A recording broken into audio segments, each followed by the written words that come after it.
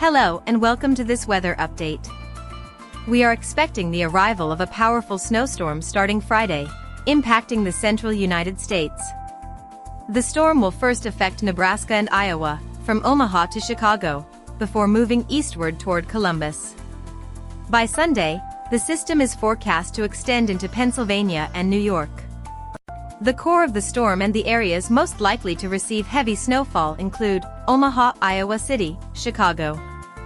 Stay tuned for further updates, and please take the necessary precautions if you are in the path of the storm.